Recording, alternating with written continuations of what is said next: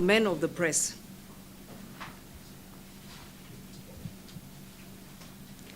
And of course, the esteemed global members of the Obedient family and the Labour Party Nigeria will bring you special greetings from Labour Party, the beacon and face of the new Nigeria we want.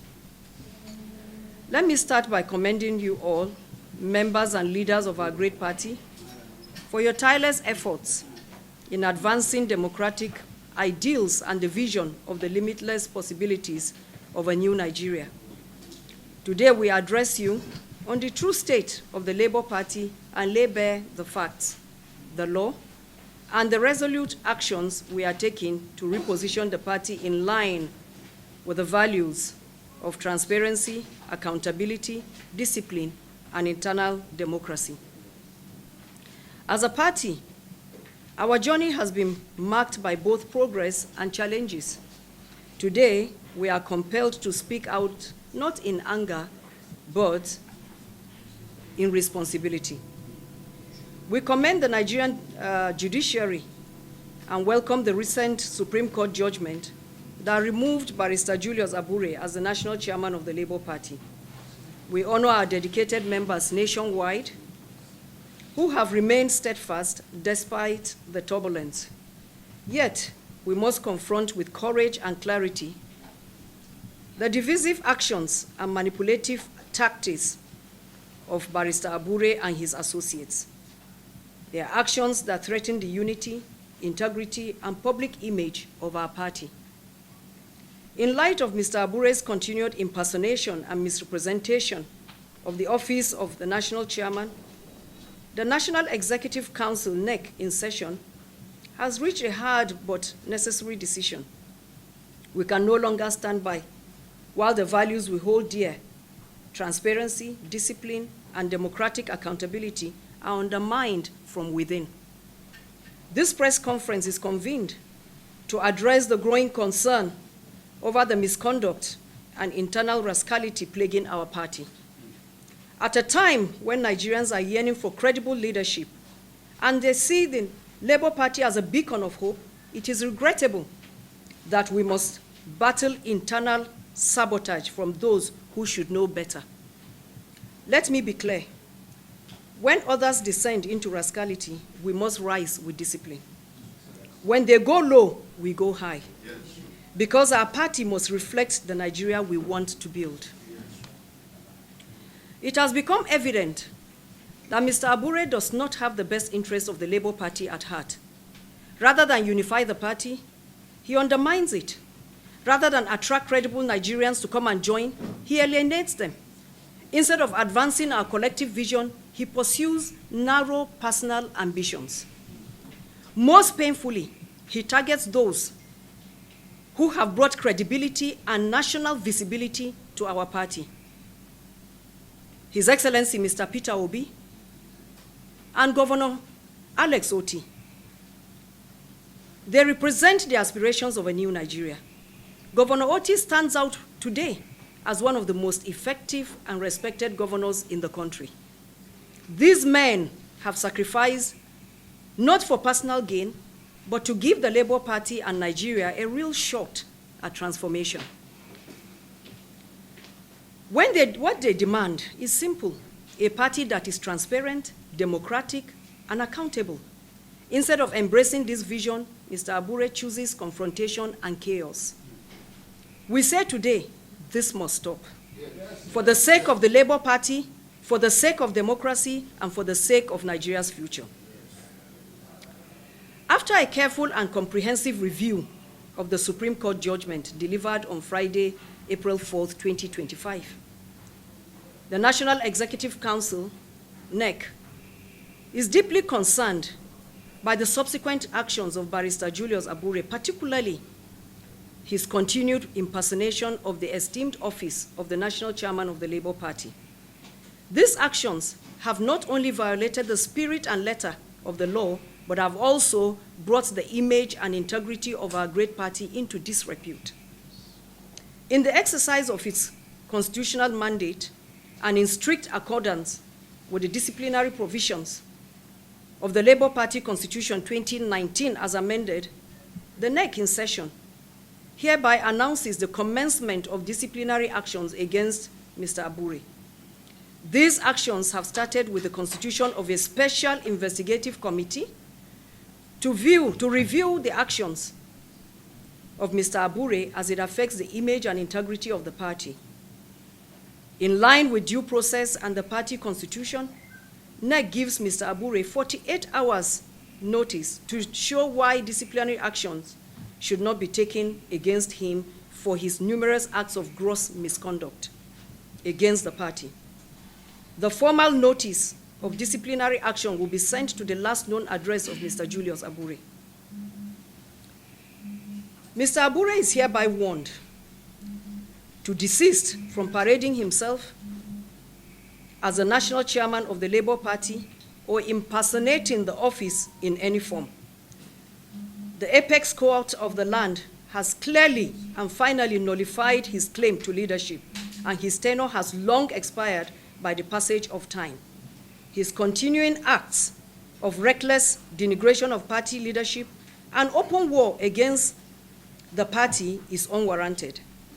Rather than drag the image of the party further into disrepute, Mr. Abure is advised to deploy his time and attention to addressing the numerous allegations of corruption, forgery, perjury, and criminal conspiracies pending against him. The NEC of the Labour Party has passed a resounding vote of confidence on His Excellency Mr. Peter Gregory Obi, national leader of the Labour Party and the 2023 presidential candidate. The leadership of the Nigerian Labour Congress under the President, Mr. Joe Ajero, and the Trade Union Congress, and all the members of the Labour Party caucus in the National Assembly, and various states houses of assembly. You continue to stand for truth, integrity, and the values that define the Labour Party. We appreciate your commitment to the mission of saving Nigeria through a Labour Party government come 2027 by the grace of God. Similarly, we extend a resounding vote of confidence on His Excellency Dr. Alex Otti for his exemplary leadership and unwavering loyalty to the vision of the Labour Party.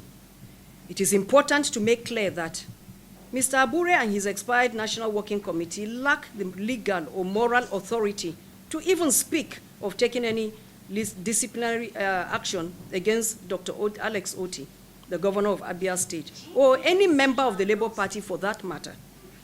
We therefore urge Dr. Alex Otti, and indeed all members of the Labour Party, to kindly disregard Mr. Abure's ignorance and orchestrated disillusionment.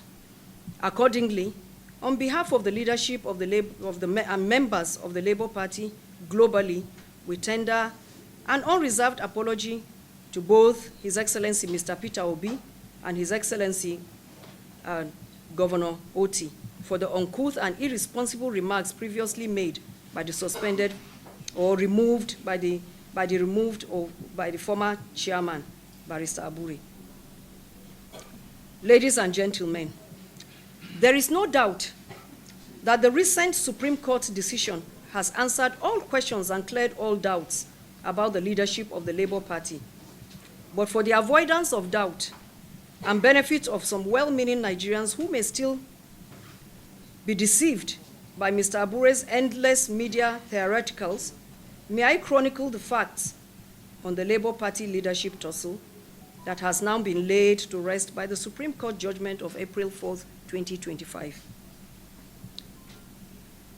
On June 9th, 2023, Barrister Julius Abure was allowed to lead the Labour Party NWC for a transitional one-year period post-2023 elections based on mediation and reconciliation with a clear mandate to conduct congresses from ward to national level. March 2024, instead of following due process, Abure convened a national convention without the ward, local government, or state congresses, without INEC supervision, contrary to the provisions of Section 223 of the 1999 Constitution of the Federal Republic of Nigeria as amended, the Labour Party Constitution, and INEC regulations and guidelines for political parties. June 8th, 2024, INEC formally communicated to Mr. Abure that his tenure had expired. You may even have remembered that INEC excluded Mr. Abure from National Party chairman meetings on 2 occasions, recognizing and emphasizing that his tenure had elapsed or had lapsed. During the 2024 Ondo governorship election, INEC rejected Labour Party agent list submitted under Abure. Abure then sued INEC to compel recognition, a legal battle he lost. The Federal High Court erroneously ruled in Abure's favor, prompting a misleading INEC portal entry, which you can check, or for those who had checked before would see. When the name Barrister Julius Abure is stated on the portal of the INEC portal, you will notice that in bracket, by court order is written there, while for other parties, for all other political parties, election by election is written there. On September 4th, 2025, Labour Party stakeholders, including elected officials and statutory NEC members, met in Umuahia, Abia State, and constituted a 29-member National Caretaker Committee led by my humble self, Senator Nenadi Usman, as chairman, and Senator Darlington Wokocha as the secretary. The committee was mandated to manage the affairs of the party and conduct full congresses from ward to the National Convention. The Labour Party National Caretaker Committee, led by myself, applied then to join the suit. And after appealing the erroneous Federal High Court decision, the Court of Appeal upheld Abure's claim in November 2024. The Labour Party Caretaker Committee then appealed the judgment of the Court of Appeal to the Supreme Court. The Supreme Court on the 4th of April 2025 delivered a final and a binding judgment. It upheld the appeal by Senator Nenadi's caretaker committee, Senator Nenadi's led caretaker committee, beg your pardon, and it dismissed Abure's cross appeal. It set aside the decisions of the lower courts recognizing Abure. It warned that party leaders should humbly vacate their office at the end of their tenures. Honorable Justice John Ian Okoro specifically declared the decisions of the trial court and the court below, recognizing Julius Abure as the national chairman of the first respondent, are hereby set aside. Investigations have revealed that Abure illegally issued state executive committee letters every 3 months in breach of the Labour Party's constitutional provisions, which means chairmen all over the Federation, in every state of the Federation, are given appointment letters every 3 months. Accordingly, we hereby nullify all these letters issued by the erstwhile chairman to state executive committees. The National Caretaker Extraordinary National Convention Planning Committee, as we are known, is the only organ of the Labour Party with the power to appoint state executive caretaker committees. And that we are going to do together with major stakeholders, because the committees are merely to help in conducting congresses from the ward right up to the National Convention at the federal level.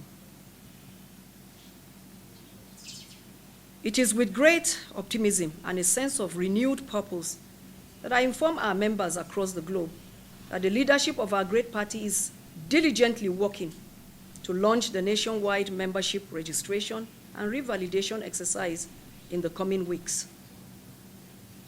This critical step will strengthen our grassroots engagement and reposition the Labour Party as a truly people-driven movement. In furtherance of this, we have formally notified the Independent National Electoral Commission, INEC, of our planned activities, including the forthcoming ward, local government, state, and zonal congresses, which will be culminating into the National Convention. Full details and schedules will be communicated to all stakeholders in the coming days. In conclusion, the Labour Party stands united, disciplined, reinvigorated under our leadership, and supported by all members of the party. We will no longer tolerate impunity, illegality, or personal ambition above party interest. We reaffirm our commitment to rebuilding the Labour Party as a true vehicle for national transformation. The journey to the limitless possibilities of a new Nigeria continues, and we invite every Nigerian of conscience, including some of our members on the other side, to please join us. We call on all Labour Party members across Nigeria, irrespective of past disagreements or affiliations, to continue to support the current leadership and to refuse to be demonized by Abure, who has played his last card and is just clutching at straws. The Labour Party is your home. It is our home. And we need every hand on deck to build the party of our dreams. As I said the other time when I spoke, after the Supreme Court judgment at the Hilton when we had a press briefing, I said, in this matter, there is no victor, no vanquished. All we want is to build a Labour Party that will serve Nigerians, a Labour Party that will give us a vibrant vehicle that we can use for people to come contest election into various offices, win, and help forge Nigeria forward. That is just what we want. We want a Labour Party that has internal democracy, a Labour Party where if you are a member of any, the executive, you know when you won election, when the congresses were done, when you started office, and that 3 or 4 years down the road is when you quit or you can go for re-election. We want a Labour Party where people who want to hold positions would go back to their wards and contest election in the congresses. And I would also want to call on all to come, please, let us unite to advance the limitless possibilities of the new Nigeria. I want to assure you that a new Nigeria is truly, as in indeed, is indeed possible. It is possible. One anchored on justice. We want a Nigeria that is anchored on justice, equity, and the supremacy of the will of the people, not the will of a few. Before I yield the microphone to the Secretary, I would want to read out the names of those who are being saddled with the responsibility of the disciplinary committee.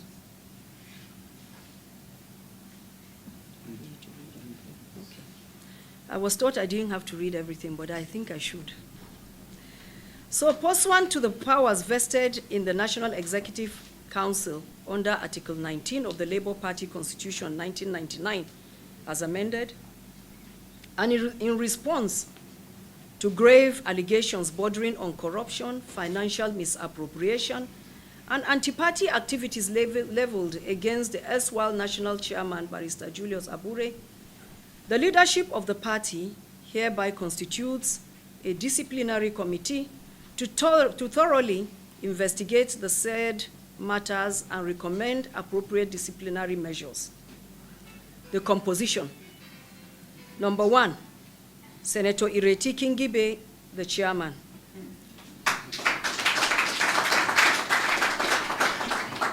Two, High Chief Peter Ame, secretary, member. Honorable Okejo Onuaka Lucy, member.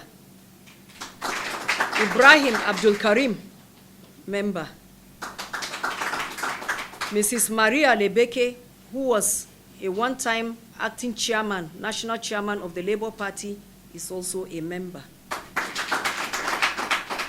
Terms of reference. The committee is hereby mandated to, 1, investigate all allegations of corruption, financial misappropriation, abuse of office, and anti-party activities leveled against Barrister Julius Abure during his tenure as national chairman. 2, examine all available evidence and summon any individual or individuals deemed relevant to the investigation. Ensure compliance with due process and fair hearing as provided under the Labour Party Constitution. Recommend appropriate disciplinary actions in accordance with Article 19 of the Labour Party Constitution and any other relevant extant laws. Lastly, submit a comprehensive report of findings and recommendations to the National Executive Council within 21 days of this memo. The committee is enjoined to carry out its assignment with utmost diligence, impartiality, and fidelity to the party's core values of transparency, accountability, and internal democracy. A new Nigeria is possible. Long live Labour Party. Long live the Federal Republic of Nigeria. Thank you very much. Forgive us, but we had so many other issues to contend with. This was not the place we intended to use, but the place we wanted to use after we had been given the go-ahead. Later, it turned out, I think they did, maybe a double booking, I don't know, but we lost it, and there was nothing we could do about it. So this was just what we could get last minute. So please, forgive us. Just like our brother said, we came late, we should have apologized. We are indeed very sorry. Thank you. So please, continue, answer whichever one. Question? Yes, sir. What's your name? Okay, my name is Dan Roland. Newspaper or what? Okay. To our environment and space. We never bothered, we relied on the judicial process as well. Since the lower court had already initiated him into becoming the chairman of the party. Now, INEC clearly stated there that he came through the court, which means for any reason that he's been removed through the court, he should still be a gentleman and still display that discipline. Thank God that he said that he's a lawyer, and I wonder why a lawyer that understands the strength of judiciary, that is his stuff, that is the field where he should play. He should understand the interpretation of every bit of what the judiciary has said. And his name, he should take it that yes, since they said that, no, I'm no more qualified to be there because the two lower courts had been quashed. Therefore, the thing that should be there, because the environment cannot be left in the vacuum. So, the names that should feature in the right senses should be the NCC, which came up through the effort and strength and consultation of the entire NEC. Because in simple mathematics, if you check the NEC today, what constitutes the NEC? This particular answer I'm giving will address some of the issues that some other people raised. In the NEC, you have the NCC, you have the TUC, you have the governor and the deputy. Then eventually the National Working Committee, the chairman, can feature so that he'll be feeding back their National Working Committee with the necessary information at the end of the day, because the NEC is one of the organs that is very strong after the National Convention. Now, looking at it, if at all the National Working Committee is being disqualified, you now rely on the strength of the NEC. So who and who now remains in that NEC that is still in this other side of the argument? The TUC, the NLC, the executive governor, the deputy. If at all at the end of the day they are 9 in number, and at the end of the day the National Working Committee, the chairman, and maybe the secretary is being removed. And these other 9 is remaining 7, which were in the simple arithmetic of osmosis, where the stronger concentration now withdraws the weaker concentration. It's a simple analysis that you will understand this is where the strength of the party and this is where the strength of the operation should rely. And that's exactly what has answered. Said, Jude asks, can the NEC now constitute, NCC now constitute NEC? It cannot constitute that. Rather, the NEC, being the part of the organ that strengthens the party, can now say, these people, because you can't operate in a vacuum, these people now are the people that should run the party because you cannot leave the environment in a vacuum. And I think they reserve that right. Where you have the governor, because that is what our constitution says.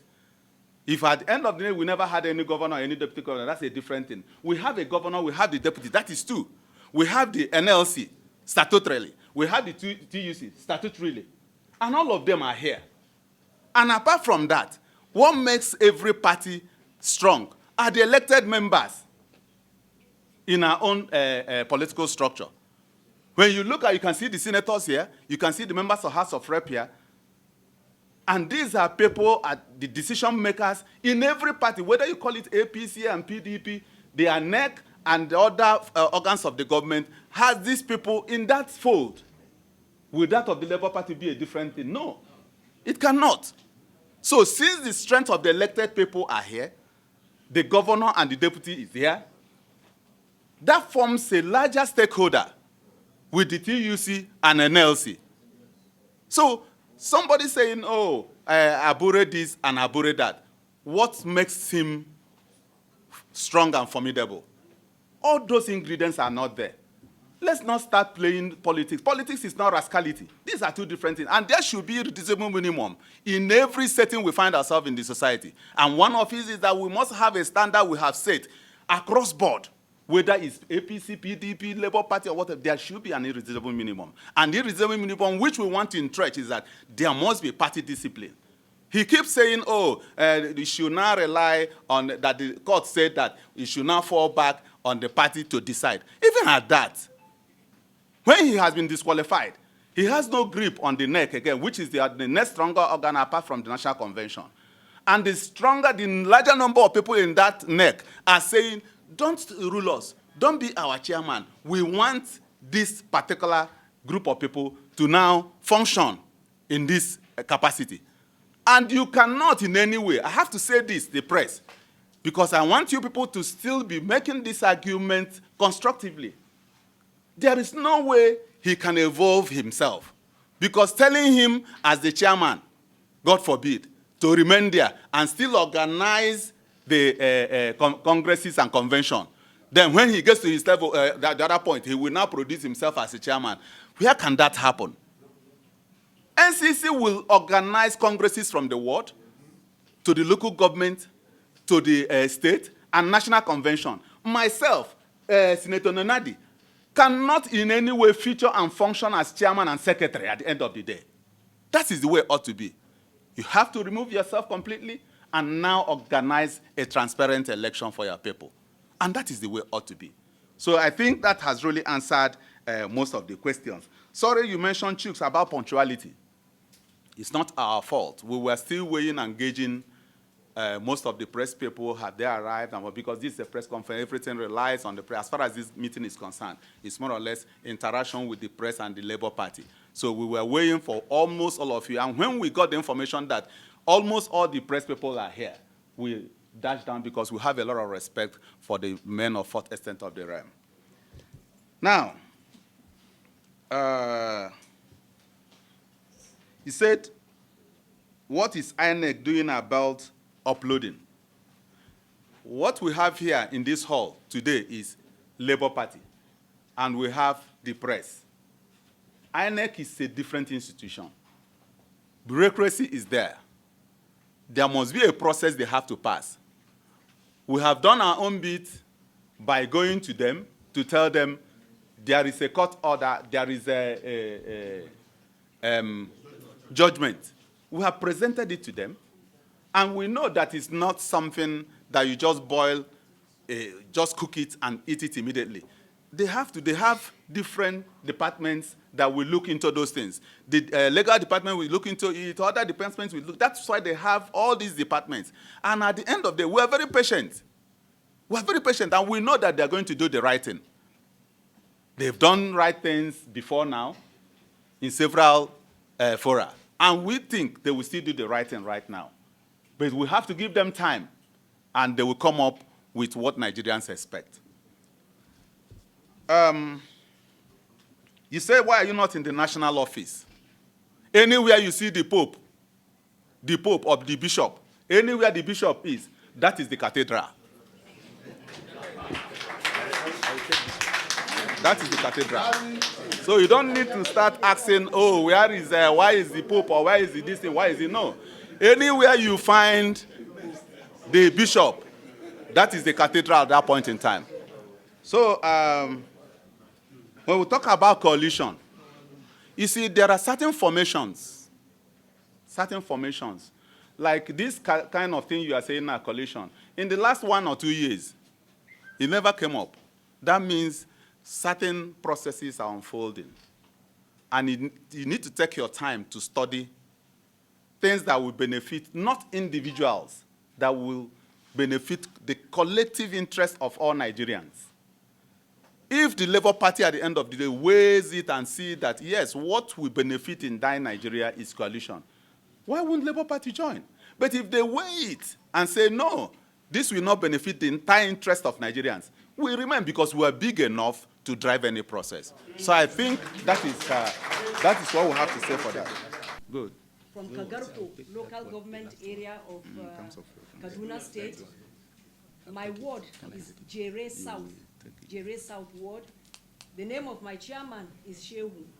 And out of respect, normally, whenever cards are being distributed, incidentally, most of the cards that we use for registering people there, I paid for them to be printed. I paid Bazuagu, Clement Ojuku, to print them for me. He handed them I took them home. And at that time, nobody told me that we don't want you, don't get card, don't bring people to come and join Labour Party. Nobody told me that. I went and joined Labour Party, called other people to come and join, and I have a card. I've been checking my phone to see if I have a picture. You must have noticed me checking my phone. I was checking to see if I have a picture of my card, but I've not been able to find it. I have too many pictures. But certainly I can make that available. And even the page where the registration, the book in my ward where I was registered, where my name is, I would screenshot it and I can share with you. If people from my ward don't disown me, I don't think anybody here in Abuja can disown me. Thank you. Thank God that the chairman is here. We've not gotten any report that she's being disowned by the ward.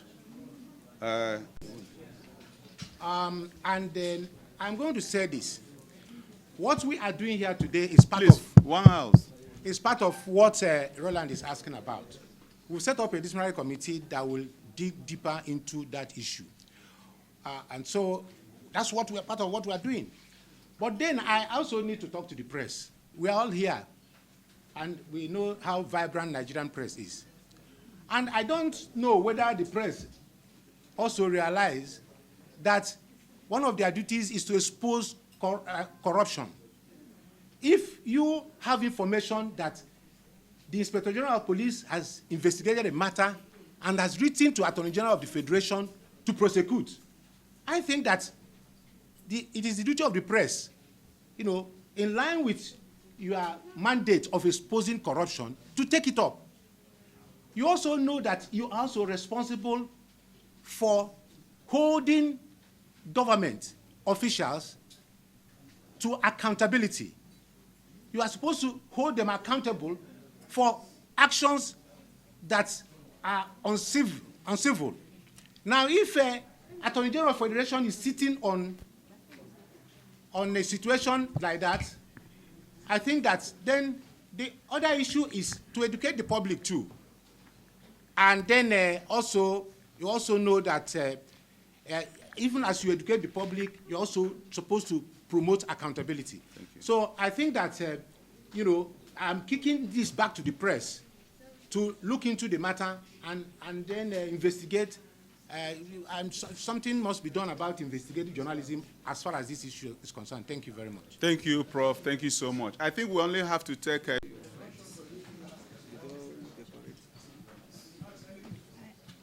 Thank you. So many things for us to drive effectively.